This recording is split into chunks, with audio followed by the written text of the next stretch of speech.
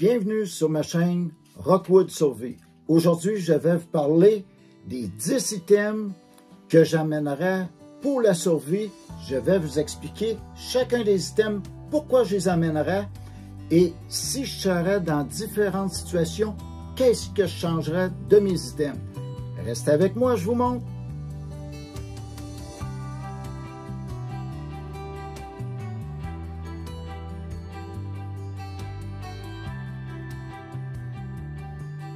Mon nom, c'est Rock Dubois.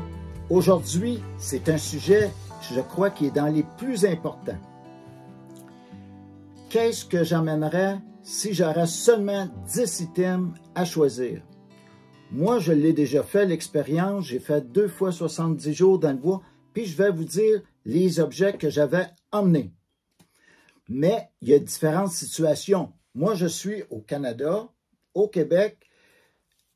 C'est pas comme si je serais, mettons, en Arctique, dans un désert, sur une île déserte, dans la jungle. Fait que c'est tous des choix qui seraient différents. Je vais vous dire les choix que je ferais comme en Amérique du Nord. Fait que pour commencer, mon premier choix, c'est le couteau. Parce que le couteau, je peux faire à peu près toutes sortes de choses. Je peux me nourrir. J'ai même fait une vidéo 48 heures de temps, seulement un couteau. Vous pouvez aller voir la vidéo juste ici. Puis vous allez voir qu'un couteau, on peut faire à peu près tout ce qu'on veut. Fait que ça, c'est l'item la plus importante de tous les items pour moi. Le deuxième item, c'est la popote. Je vais vous dire pourquoi que je choisis la popote. Par rapport, je peux filtrer mon eau, chauffer l'eau.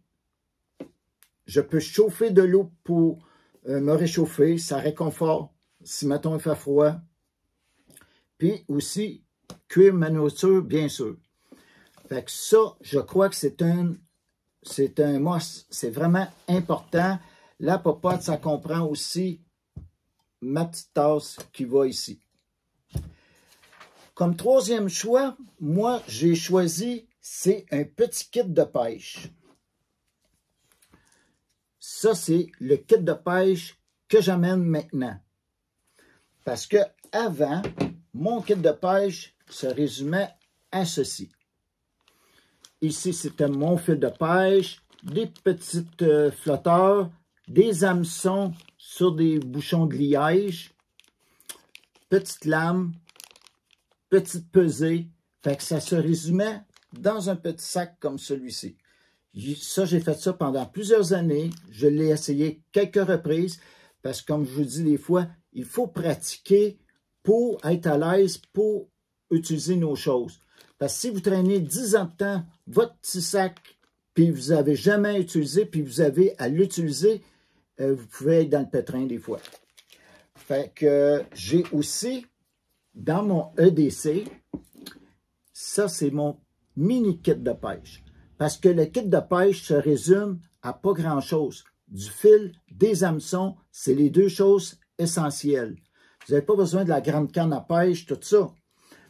Dans mon petit kit de pêche que j'ai ici, j'ai des hameçons, j'ai quelques pesées et 2 petites viroles. Puis, si je vais de l'autre côté, ici, c'est mon fil de pêche qui est roulé sur une petite bobine en stainless steel pour les machines à coudre. Fait qu'il n'y a rien qui rouille pour ça. C'est à l'épreuve de l'eau, c'est hermétique.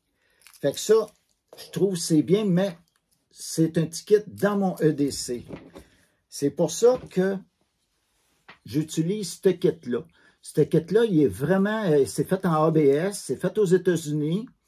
La marque, c'est Ka-Bar. C'est bien ça, oui. Ka-Bar, je vais vous montrer, je ne sais pas si vous allez le voir comme il faut. K-A-B-A-R.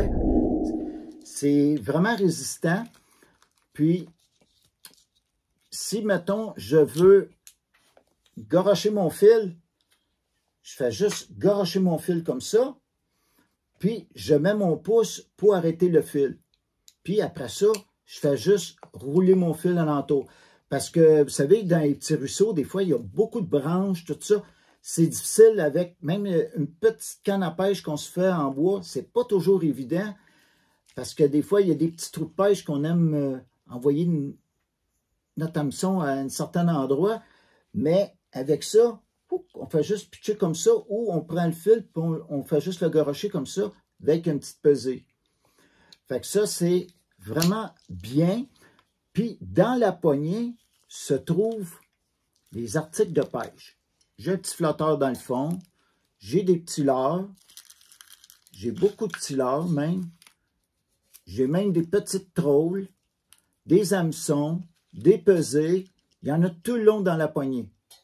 Fait que moi, j'ai tout rempli avec toutes sortes de choses que je trouvais importantes pour la pêche, qui étaient vraiment essentielles pour moi. Fait que ça pèse pratiquement rien. C'est très léger, très portatif, rien qui est accrochant. Fait que ça fait partie de mes priorités. Après ça, c'est le Fire Steel. Le Fire Steel, moi, il est accroché après mon couteau, ici. J'en ai un qui est là, puis j'en ai un aussi après la machette. Je vais vous montrer tantôt la machette, puis je vais tout vous expliquer.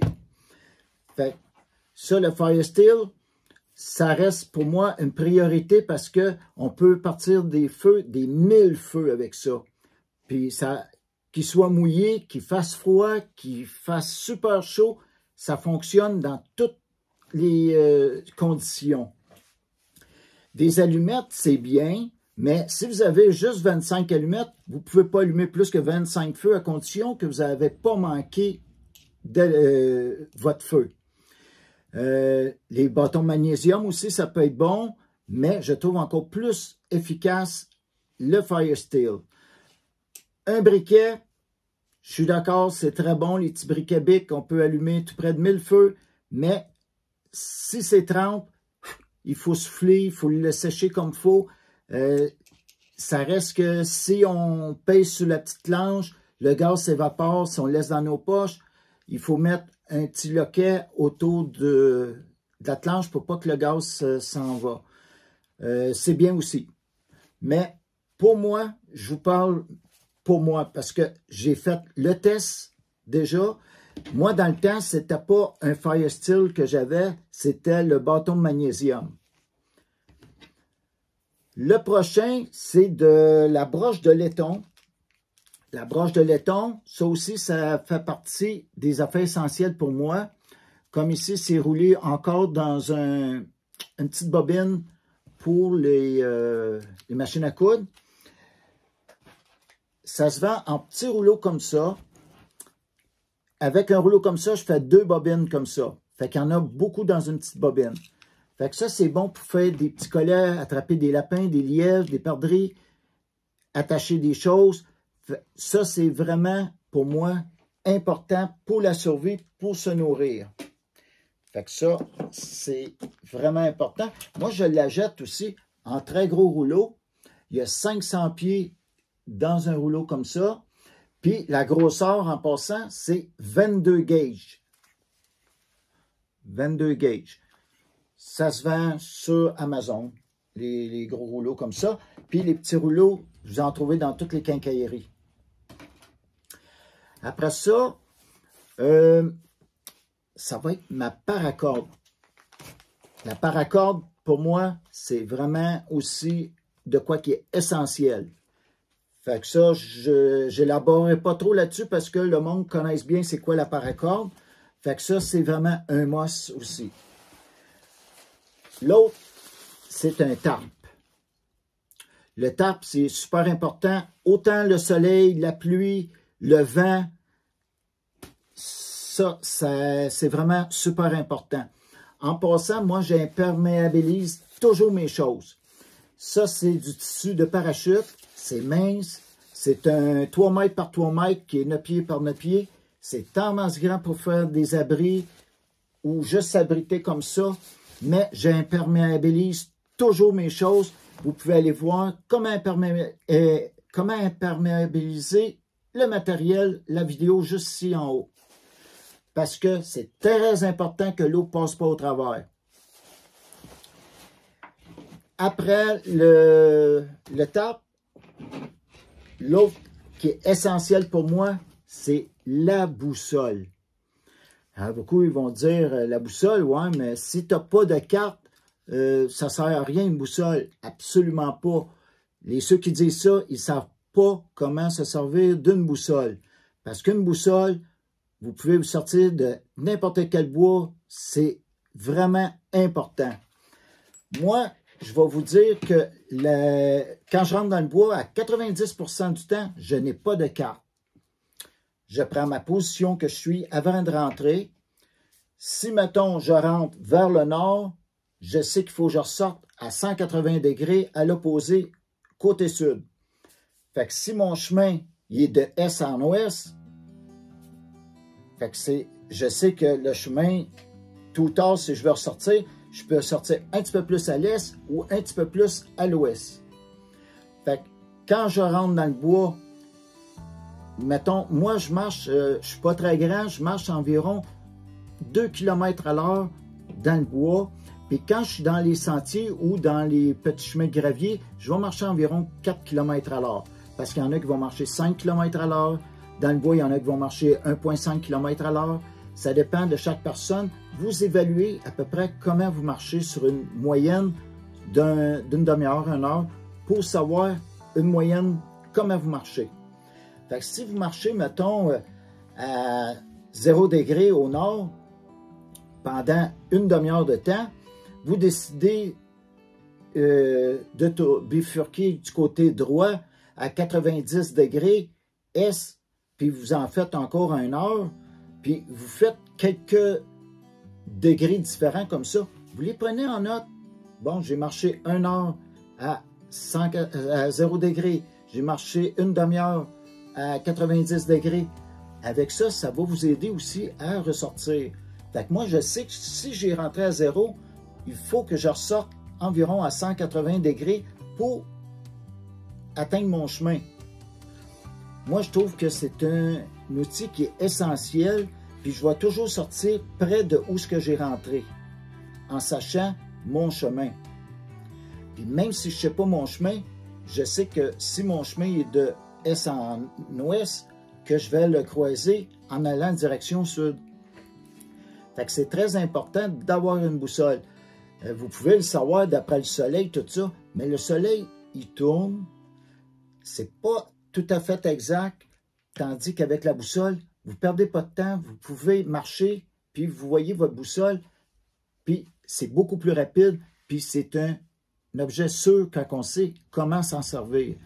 Si vous ne le savez pas, apprenez-le. Le meilleur moyen de l'apprendre, c'est d'être dans un champ. Un grand champ, vous allez comprendre comment l'utiliser, votre boussole. Allez pas vous garocher dans le bois pour commencer, pour que vous allez voir comment on utilise la boussole. Il y a des centaines de vidéos qui se font là-dessus, puis vous allez voir que c'est plus simple que vous pensez. Avec une carte, ben c'est encore beaucoup plus simple. Mais sans carte, il est possible de ressortir où ce que vous étiez ou près. Le prochain item, c'est la machette. La machette, pour moi, c'est super, super important. Puis, j'ai ici un Fire Steel. Comme je vous disais, j'en ai partout des Fire Steel. Il y a un morceau de ruban aussi, de tape. Fait que c'est... moi, il y en a partout de ça. Fait que comme ça, j'ai pas à chercher. J'en ai toujours à portée de la main. La machette que j'ai ici, c'est une super machette. Hein? Ça s'appelle Top Machette 320. C'est fait aux États-Unis. Je vais vous montrer. Vous pouvez le retrouver sur Amazon. Ça se vend environ 200 $ canadiens. Moi, je l'ai utilisé peut-être une dizaine de fois seulement. Le petit défaut que je trouvais de cette machette-là, c'était la poignée qui était trop petite. Puis, j'ai pas des grosses mains, puis elle était trop petite pour moi. Fait que j'ai ôté les rivets. C'est des rivets en stainless steel. Fait que je les ai ôtés. Puis j'ai épaissi, j'ai mis des rangées de plus de ce produit-là pour jusqu'à temps que j'ai la grosseur pour ma main. Fait que quelqu'un qui a des grosses mains, il va falloir qu'il en mette plusieurs lanières différents. Puis après ça, j'ai mis des rivets en laiton que j'ai tapé dessus. Ça a fait super joli. Puis le revêtement que dessus, c'est un revêtement que les choses ne collent pas dessus. Le bois, il y a un petit peu de gomme qui est resté un petit peu ici, là, mais ça finit que ça part. On voit qu'il a été usé juste par la lame, parce que si on regarde juste par le revêtement, on dirait qu'il est neuf. Puis le métal de ça, c'est du 10,95. C'est un excellent métal. Fait que moi, c'est ma 3e machette. Je me suis dit, je m'en paye une bonne machette. Si vous voulez vous en faire une bonne machette, j'en ai fait un avec mon garçon. Puis je vais vous dire que ça a été vraiment un beau projet, ça. On a fait ça avec une lame de scie à chaîne, une vieille lame de scie à chaîne.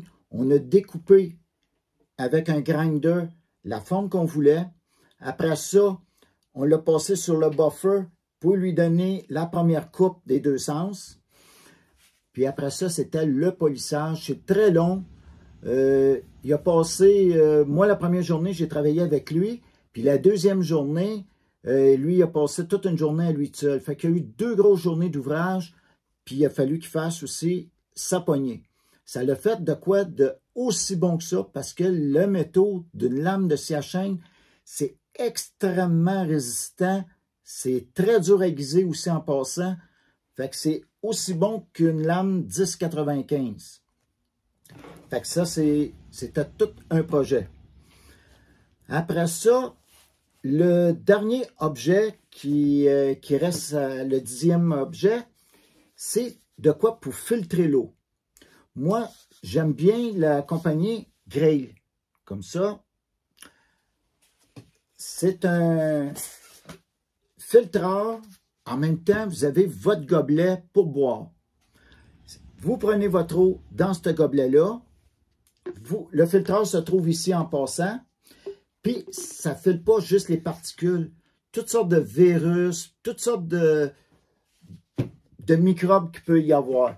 On dévisse un petit peu le bouchon et on fait juste descendre.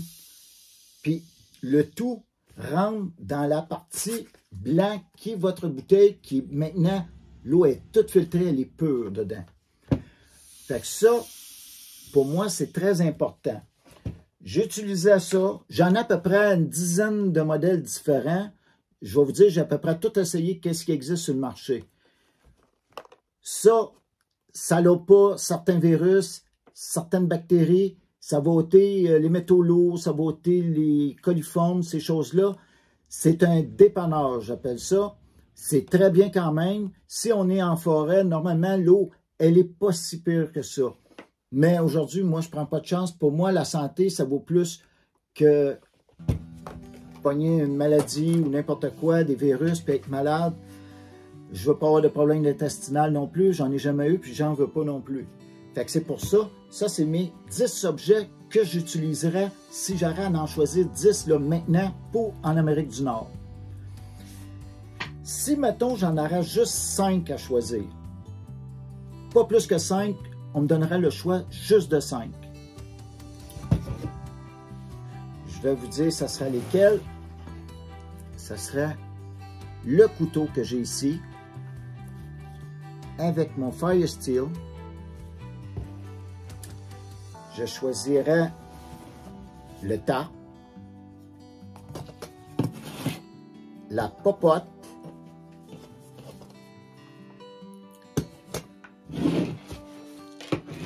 puis ma paracorde.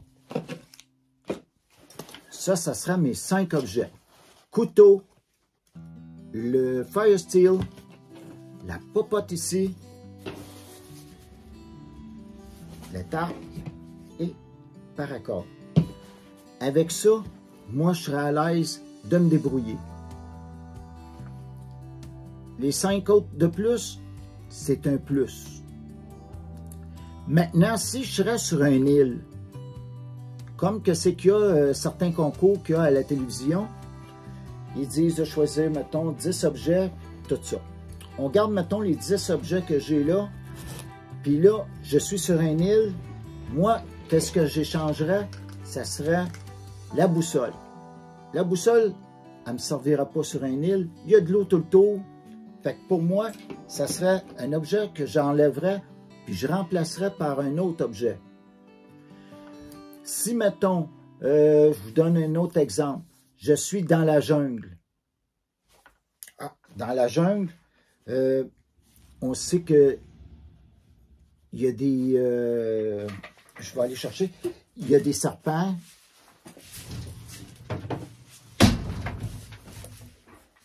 Il y a des petits insectes qui peuvent vous embêter, vous piquer. Des petits... comment on appelle ça, là? Des petits scorpions aussi. Fait que, avec ça, si vous vous faites mordre, c'est vraiment, vraiment merveilleux. Parce que moi, j'ai jamais eu à m'en servir, mais je l'ai essayé pour voir c'est quoi que ça donne. Ça serait, si j'irais dans le désert, si j'irais dans la jungle, ça serait quelque chose que j'emmènerais, puis que j'ôterais un autre objet. Parce que vous avez une seringue, vous avez un petit rasoir, différentes grosseurs pour siphonner le venin. Je vais vous faire un petit exemple. Puis vous avez des désinfectants à l'alcool. Si, mettons, quelqu'un qui se fait mordre, il met la capsule, la grosseur qu'il veut. Il y a un plus petit puis un plus gros que ça. On tire la seringue comme ça. Et je vais le faire ici comme ça. On fait juste... On le pompe comme ça, puis on le pousse au bout. Puis, vous allez voir, ça va gonfler à l'intérieur. Je vais le refaire pour qu'on voit mieux. Je vais le faire ici.